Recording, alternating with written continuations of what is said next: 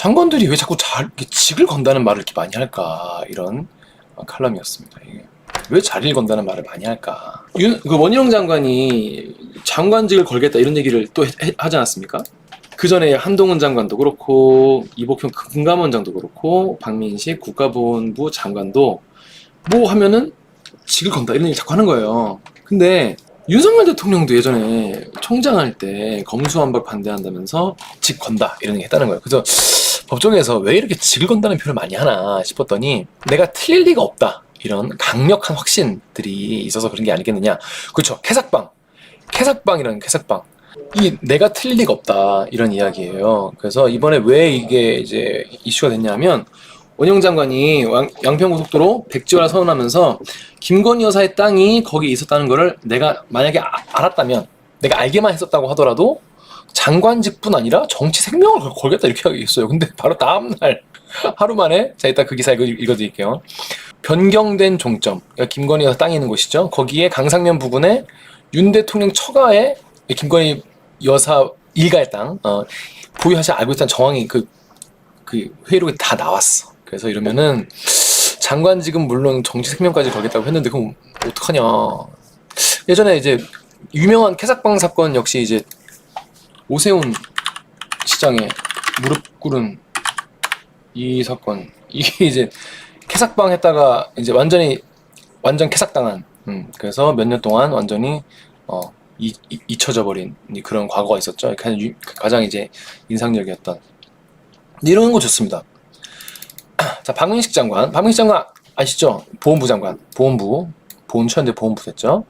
그래서 백선엽 장군에 대해서 친일파가 아니라는 것을 내가 장관직을 걸고 이야기할 자신이 있다 이렇게 얘기했어요.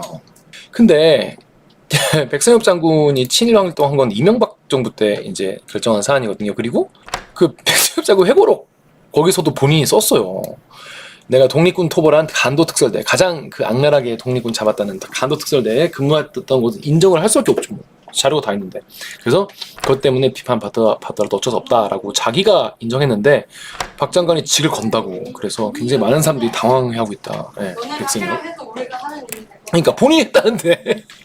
그래서 내가 이제 그거는, 그러니까 본인도 사실은 뭐랄까 최대한 좀 숨기고 싶은 과거겠죠. 누구나 숨기고 싶은 과거가 있죠. 저도 숨기고 싶은 과거가 있어요. 백선엽 장군도 당연히 숨기고 싶은 과거가 있었겠죠. 그런데도 회고록에 쓸 수밖에 없는, 백보양보에도 쓸 수밖에 없는, 아마 가장 적게 쓰고 싶었겠죠. 뭐 누구나 그럴 것 같으니까. 그런데도 쓸 수밖에 없었던 게 이 정도인데 이거를 왜 직을 걸고 얘기할 자신이 있다 뭐 이런 말씀을 왜 하셨을까.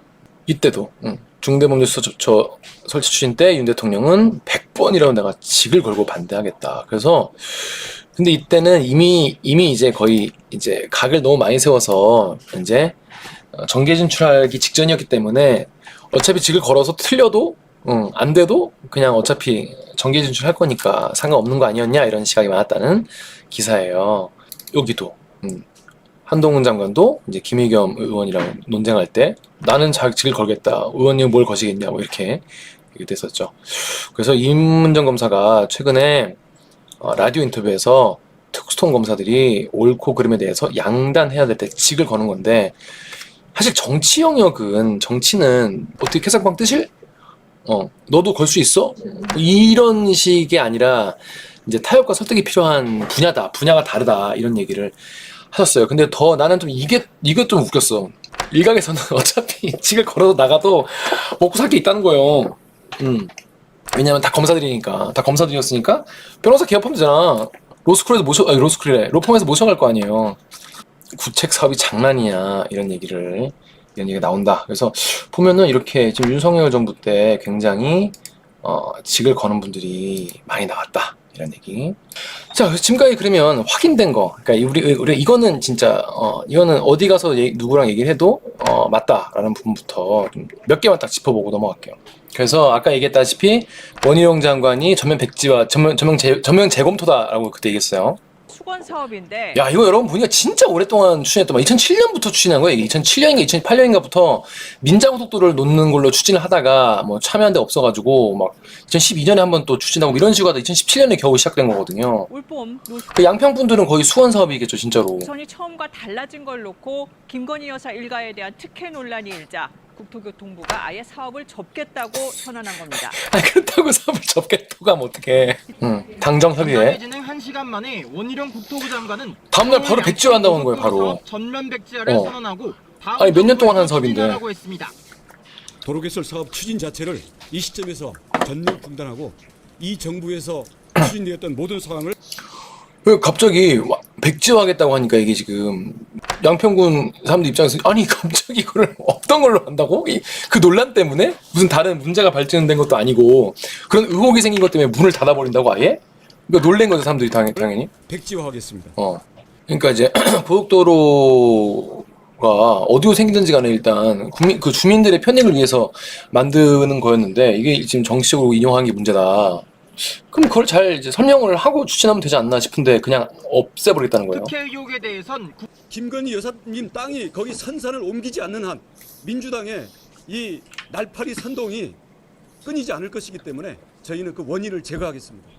자, 여러분 어떻게 생각하십니까? 이게 실제로 특혜가 있었는지 없었는지 뭐 누구 지지했는지 이건 우리 모르잖아요. 아직 뭐 정확히 알 수 없는 의혹 제기 수준인데 김건희 여사 땅이 거기에 있는 땅이 거기 있으니까 민주당의 이 날파리 선동 계속 할 거기 때문에 원인을 제거하려고 도로 추진 사업 자체를 백지화한다. 이거 너무 군대식 해결 아닌가?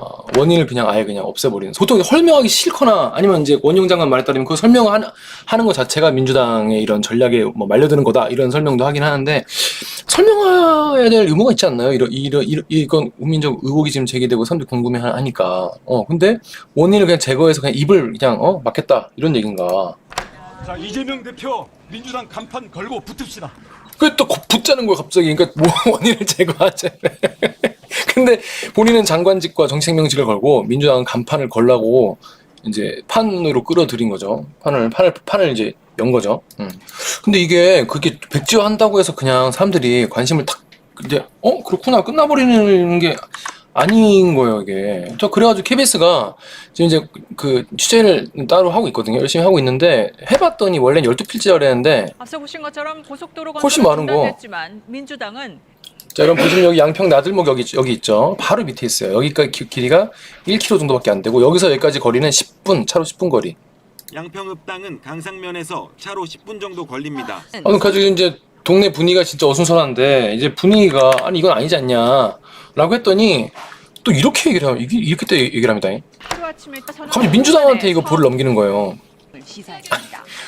우리 김건희 여사에 대해서 그 몰고 갔던 그 가짜뉴스 선동에 대한 모든 해명과 이에 대한 깔끔한 해소와 책임지는 사과가 있다면 뭐 저희가 그때도 고집을 필요는 없겠죠. 아니 뭐 이거 어제는 민주당 간판 볼고 붙읍시다 그랬잖아요. 하루 만에 이게 정치인의 말이란 게 무게가 있어야 되는데 이렇게 쉽게 넘어가시면 안 되지 여당 않나. 지도부도 윤재욱 원내대표는 KBS와의 통화에서 백지화 선언은 민주당의 정치 공세로 정상적인 그러니까 백지화 선언 가지고 사람들이 뭐라 하니까 이게 민주당 때문이다.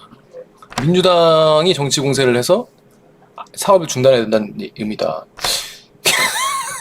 민주당의 선 사과를 요구했습니다. 가짜 뉴스로 인해서 이게 약간 좀 재밌는 게 민주당 이제 야권 쪽에서 의혹을 제기하니까 이런 의혹을 제기하는 것 자체가 너 이거에 답변하는 것 자체가 이게 내가 이제 말려 들어가는 거다. 그래서 원인을 제거하겠다. 이거 전면 백지화하겠습니다. 다음 날에 백지화라는 게 진짜 백지화라는 게 아니라 이게 민주당이 뭐라고 하니까 진행할 수 없는 거다. 그래서 이건 민주당 때문에 이게 멈춰 있는 거다. 이렇게 그래서 사과를 안 하면 백지화는 쭉 가는 거다. 그러니까 민주당 책임이다. 이게 약간 글쎄요 이렇게 생각할 수 있는지 여러분 어떻게 생각하십니까? 뭐라고? 중단됨으로 인해 가짜뉴스로 인해서 중단됨으로 이게 이제 가짜뉴스인지 아닌지 아직 밝혀지지 않았잖아요. 이건 취재 중이거든요. 저희도. 민주당한테 가짜 의혹 제기를 해서 그럼 이제 민주당 의원들이 쫙 원내대표 다 나와가지고 가짜 의혹 제기에 사과드립니다. 괴담 유포자 뭐 누구를 문책하겠습니다. 누굽니다. 너도 사과드려. 이렇게 해야 진행한다는 거잖아요. 그렇게 할 수 있을까요? 민주당이? 그래야 될까요? 좀 궁금하네. 대통령실 아무 말이 없어요. 대통령실은 지금 입장을 안 내고 있어요. 근데 또 안 한다 그랬어. 겁니다. 단결을 선언한 원희룡 국토교통부 이게 저는 잘 이해를 못하겠어요. 근데 또 갑자기 이게 지금 뉴스가요, 여러분. 3월 8일, 9일, 10일 뉴스예요. 지금처럼 거짓 정치 공세가 계속되면 하고 싶은 사업이어도 할 수가 없다며 민주당 공세에 끌려가지 않겠다고 밝혔습니다.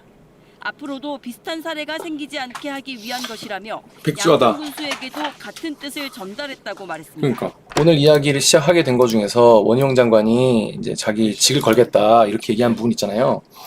그거 같은 경우에는 문제가 아주 많은 보도입니다. 자, 보시면 지난해 10월 국정감사에서 한준호 의원이 양평군 병산리에 있는 김여사 땅에 대해서 원희룡 장관에게 질의를 했었던 회의록이 있어요. 회의록. 그래서 국토부통 장관 원희룡에게 김건희 여사 일가의 땅이 있다, 양평에.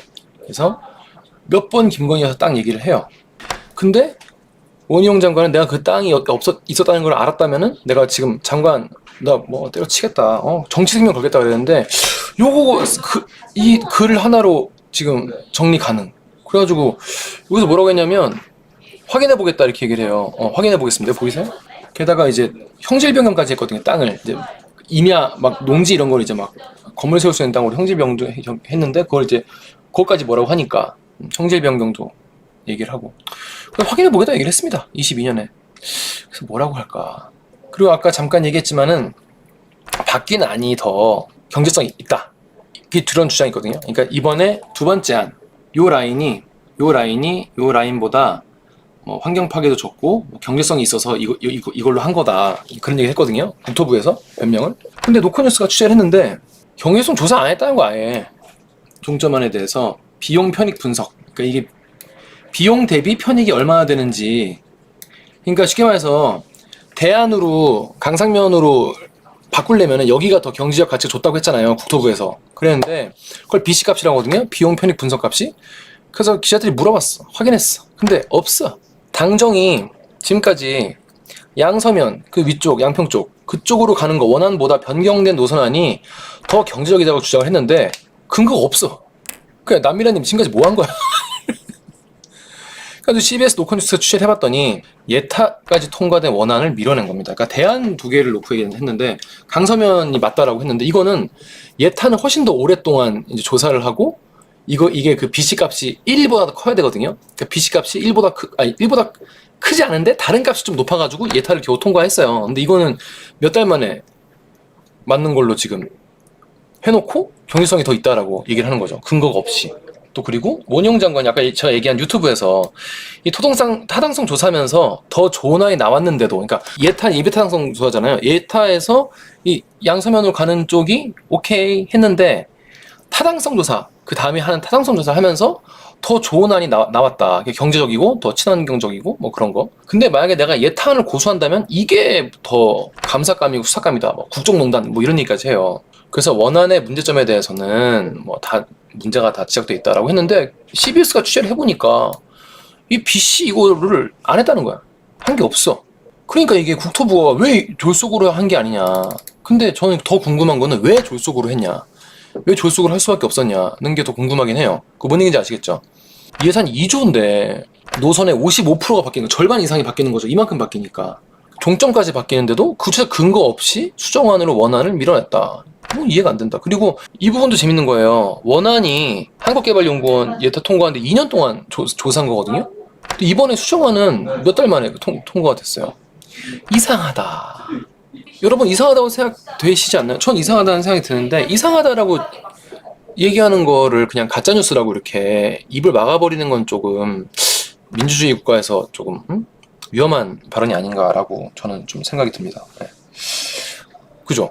그러니까 아니 이렇게 타당성 평가 예타 지나고 나서 타당성 평가에서 종점이 달라진 사업 많다 아까 얘기했잖아요. 그러니까 이제 국토부에서 그러니까 기자들이 물어본 거지.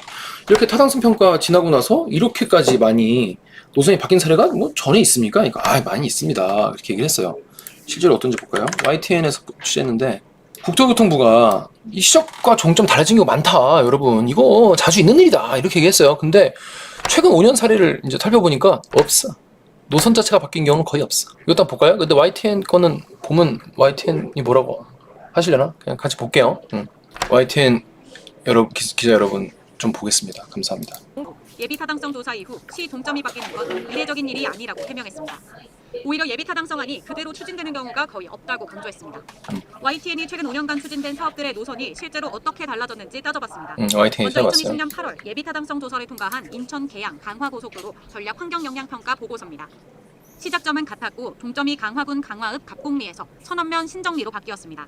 이 과정에서 노선 길이는 오히려 1.6km 줄었고 조금 바뀌었네요. 흐름은 크게 달라지지 않았습니다. 예비 타당성 조사가 면제됐지만 타당성 평가 과정에서 노선이 조정된 부산 신안 김해고속도로와 세종 청주 고속도로 신설 사업 사례도 유사합니다. 부산 신안 김해고속도로는 부산 강서구 송정동에서 시작해 거의 비슷해. 구례시 활천동으로 이어지는 노선은 똑같았습니다. 다만 동점부를 남해 고속도로와 연결하면서 전체 길이가 0.7km 농축됐습니다. 좀 줄었 정도. 이르면 연내 착공 예정인 세종 청주 고속도로도 마을을 둘러가기 위해 노선이 거의 비슷해요. 요 정도. 요 전체적인 정도. 틀은 같았습니다. 요 정도. 하지만 이번 양평 서울 고속도로는 달랐습니다. 종점이 위치한 행정구역이 기존 양서면에서 강상면으로 바뀌었고 이건 너무 다르잖아. 이거는 이건 너무 다르잖아. 이거는 각도가 한 30도예요. 30도. 이건 좀 이상하다. 이거는 물론 전체의 절반 넘는 노선이 바뀌었습니다. 예. 또 이 과정에서 55% 가 바뀐 거예요. 1개, 터널은 3개 더 늘었습니다.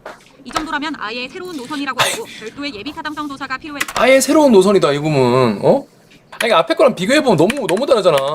그러니까 이런 거는 이런 거는 우리가 이렇게 했구나. 왜냐면 애초에 예타려고 했는데 이거는 좀 터널은 3개 더 늘었습니다. 이 정도라면 아예 새로운 노선이라고 아예 하고 새로운 노선이 예비 타당성 아닌가. 조사가 필요했다는 지적이 예타를 또 다시 해야 되는 게 아닌가. 지금은 누가 보더라도 상당히 그 5차 의미를 넘어섰다고 할 수 있는 거가 되거든요. 누가 보더라도 여러분이 보더라도 내가 보더라도 뭐 2, 300페이지 보고서에 뭐 이렇게 나왔는데 그렇게까지는 안 되더라도 최소한 거기에 주라고 비교하는 예타는 이와 300페이지다. 관련해 국토부는 바뀐 종점에 대한 분석 결과가 담긴 환경 영향 평가 보고서 초안 전문조차 공개하지 않고 있습니다. YTN 뉴스 그러니까 그러면 초안을 보자. 너희가 그러면은 여기로 환경조사 평가를 보자라고 하니까 그걸 공개하지 않고 있어요. 예타는 보통 300~400페이지 정도 된다고 해요. 원영 장관이 너무 이렇게 뭐랄까 급발진하셨잖아요. 급발진하신 게 좀 잘 이해가 안 돼가지고 또 원영 장관이 또 유튜브에서 설명한 게 있거든요. 저는 그거 보고도 이런 거는 또 이해가 되는구나 하는 부분도 있었습니다. 그러니까 여러분도 한번 가서 보시면 좋을 것 같습니다. 자, 그러니까 아바타님이 뭐가 복잡해요. 고속도로 종점이 김건희 땅으로 이게 팩트죠.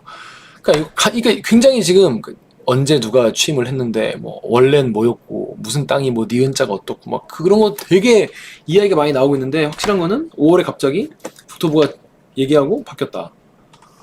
김건희 여사 땅이 있었다. 그리고 원영 장관은 거기 땅이 있었다는 걸 몰랐다. 알았다면 내가 질 걸겠다 했는데 알고 보니까 22년 10월에 이미 그 얘기를 했다. 여기까지입니다.